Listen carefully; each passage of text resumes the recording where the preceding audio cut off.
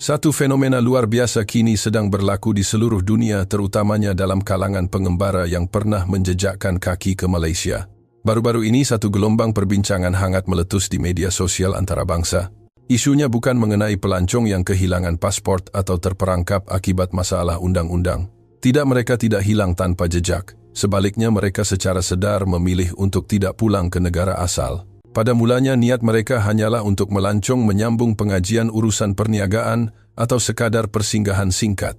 Namun entah bagaimana beberapa minggu berubah menjadi beberapa bulan, dan tanpa disedari, mereka telah menetap di Malaysia selama bertahun-tahun. Bagi mereka ini telah menjadi satu perkara yang lumrah. Jumlah individu sebegini semakin meningkat di seluruh dunia. Di sebuah forum perbincangan populer di Amerika Syarikat, satu bebenang topik telah menjadi tular. Adik lelaki saya pergi bercuti ke Malaysia dan tidak mahu balik. Saya risau dan menghubunginya, tetapi dia berkata dia tidak menemui alasan untuk kembali ke sini. Apa maksudnya? Fenomena misteri ini mula dikenali sebagai sindrom enggan pulang. Mengapakah mereka begitu berat hati untuk meninggalkan Malaysia, keindahan tempat pelancongan? Negara lain juga memilikinya. Makanan enak dan pusat beli belah itu boleh didapati di mana-mana sahaja di dunia moden ini. Namun mereka yang telah terpukau dengan Malaysia senada mengatakan bahawa terdapat sesuatu yang istimewa dalam kehidupan seharian di Malaysia. Ia bukan sekadar kekaguman luaran, tetapi satu perubahan jiwa yang lebih tenang, mendalam dan nyata. Kisah ini akan menelusuri kebenaran di sebalik fenomena misteri ini berdasarkan pengakuan jujur warga asing yang telah jatuh cinta dengan Malaysia. Mungkin di sebalik pandangan kita sebagai rakyat tempatan yang sering terlepas pandang tersembunyi pesona sebenar tanah air kita. Mengapa warga asing yang melawat Malaysia berasa begitu berat untuk pulang? Alasannya bukan terletak pada menara berkembar Petronas yang megah atau pulau-pulau peranginan yang indah semata-mata. Sebaliknya, jawabannya terletak pada kualiti kehidupan harian yang dianggap biasa bagi rakyat Malaysia. Sebagai contoh, sistem pengangkutan awam seperti MRT dan LRT di Kuala Lumpur sudah cukup untuk membuatkan mereka terpinga-pinga. Seorang lelaki dari Perancis pernah berkongsi pengalamannya. Apabila saya menaiki MRT di Kuala Lumpur, saya benar-benar terkejut. Lantainya berkilat, stasiunnya sangat bersih, dan penyaman udaranya sangat menyegarkan di tengah panas tropika.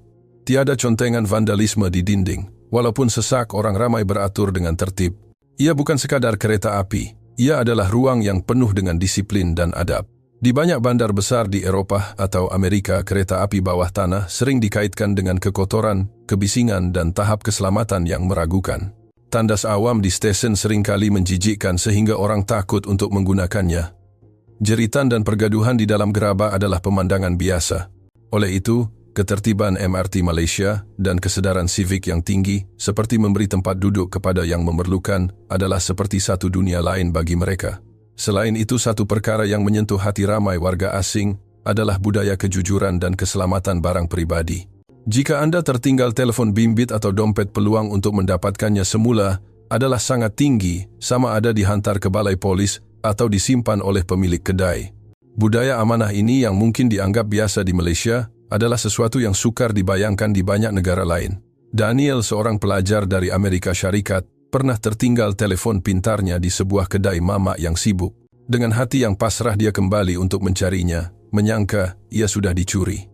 Alangkah terkejutnya dia apabila pelayan kedai tersebut, seorang pekerja asing yang jujur atau Ana yang mesra, menyimpan telepon itu dengan selamat untuknya. Dia ternganga dan berkata, "Saya ingat hidup saya dah tamat sebab telepon itu hilang." Tetapi di Malaysia, kepercayaan dan kejujuran adalah asas kehidupan seharian. Ketepatan masa dan ketersambungan pengangkutan awam juga mendapat pujian. Walaupun rakyat tempatan mungkin merungut tentang sedikit kelewatan bagi warga asing, sistem rel bersepadu di Lembah Klang adalah sangat efisien berbanding negara mereka di mana kelewatan berjam-jam adalah norma. Apabila tren tiba tepat pada masanya, dan penumpang memberi laluan kepada mereka yang keluar dahulu, pelancong asing sering terpaku melihat budaya sopan santun ini. Bukan itu sahaja, layanan di kedai serbaneka atau pasar raya juga wajar disebut. Juruang yang sentiasa tersenyum menyapa dengan selamat datang atau memanggil pelanggan dengan panggilan mesra seperti bos atau kakak bukanlah sekadar protokol kerja. Ia lahir daripada budaya budi bahasa dan sifat ramah tamah rakyat Malaysia yang telah sebati. Kejutan-kejutan kecil yang tenang ini hari demi hari mengubah perasaan dalaman mereka. Di sini saya boleh hidup dengan tenang. Apabila benih pemikiran ini bercambah pilihan untuk pulang ke negara asal perlahan-lahan pudar tanpa disedari. Warga asing yang pertama kali menjejakkan kaki ke Malaysia sering berkata, tempat ini seperti planet lain. Ini bukan hiperbola, tetapi kerana suasana di Malaysia sangat berbeza dengan realiti keras di negara mereka. Seorang wanita dari Kanada menggambarkan pengalamannya menaiki komuter pada waktu puncak pagi. Walaupun gerabak penuh sesak, tiada siapa yang meninggikan suara atau bertindak agresif. Suasananya tenang dan harmoni. Dia juga memerhatikan seorang kanak-kanak lelaki kecil mungkin berusia 5 atau 6 tahun yang memegang tangan ibunya. Kanak-kanak itu tidak membuat bising duduk dengan sopan dan tidak mengganggu sesiapa. Di sini bukan sahaja adab diajar sejak kecil, tetapi tingkah laku di tempat awam sudah menjadi budaya yang meresap ke dalam jiwa, katanya dengan nada penuh hormat. Layanan mesra tidak terhad kepada adab semata-mata, sama ada di kopitiam gerai tepi jalan atau counter station pekerja melayan dengan ikhlas.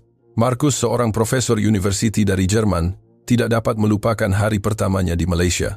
Di sebuah kafe, kopinya lambat sedikit dihantar, tetapi pelayan itu meminta maaf berkali-kali dengan penuh keikhlasan, malah mungkin memberikannya sedikit kuih percuma sebagai tanda maaf.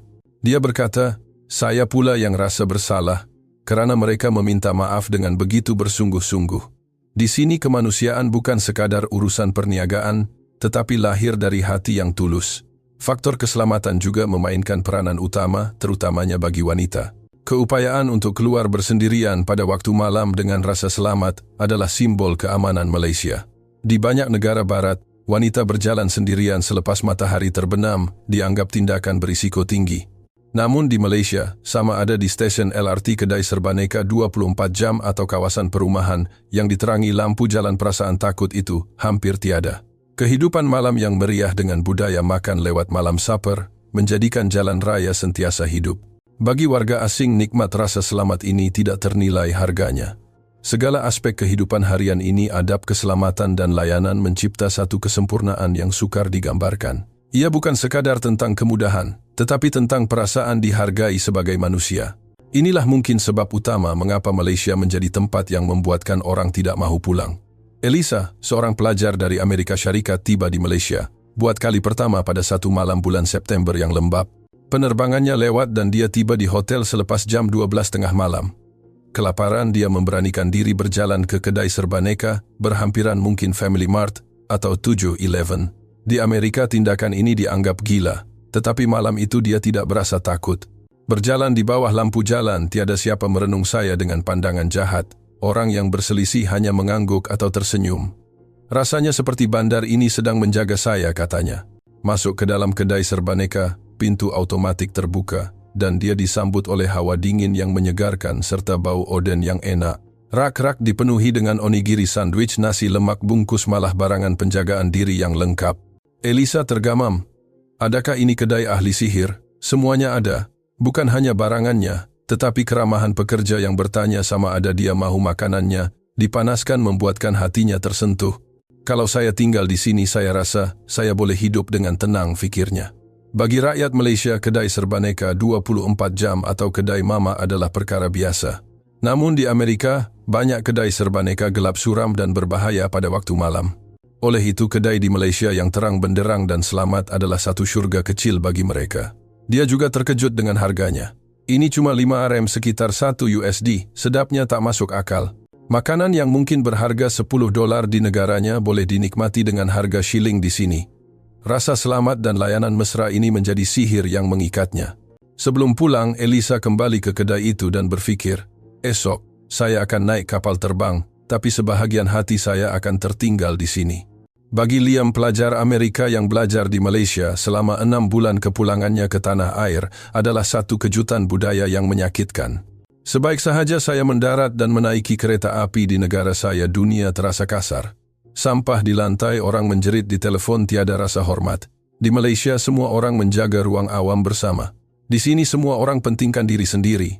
Fenomena ini yang dikenali sebagai keresahan pasca Malaysia kini menular di media sosial. Ramai yang meluahkan rasa tidak puas hati terhadap negara asal mereka selepas merasai keselesaan Malaysia. Saya tak tahan dengan kedai di AS atau di restoran negara saya, pelayan sangat kasar. Apabila sudah merasai kualiti hidup, keselamatan dan keharmonian masyarakat berbilang kaum di Malaysia, Melayu, Cina, India, hidup bersama negara asal mereka terasa hambar dan kasar. Emma dari Denmark berkata, "Selepas balik saya jadi cepat marah. Orang di sekeliling saya stres dan saya terikut sama. Di Malaysia segalanya berasaskan toleransi dan hormat, jadi jiwa saya tenang." Emma kini sedang serius mencari peluang pekerjaan di Kuala Lumpur. Keinginan untuk menetap di Malaysia kini bukan sekadar angan-angan.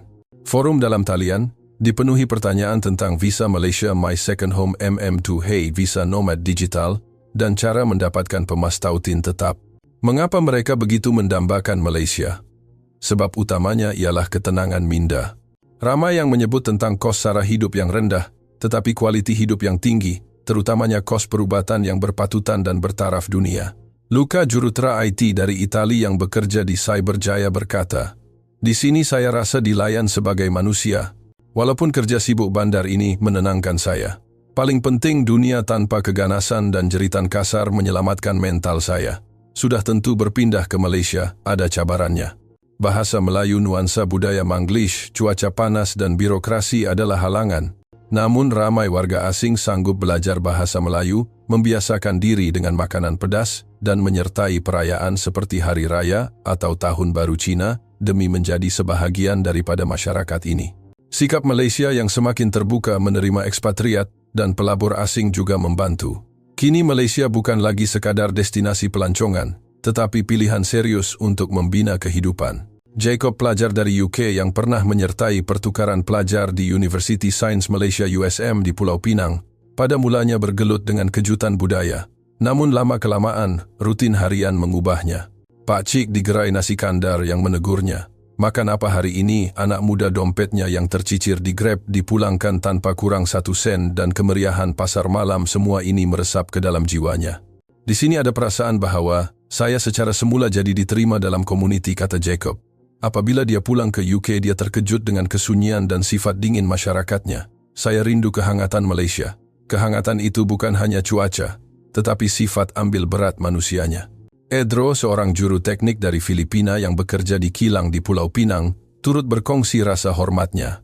"Memang kerja keras, tapi penyelia melayan saya dengan baik.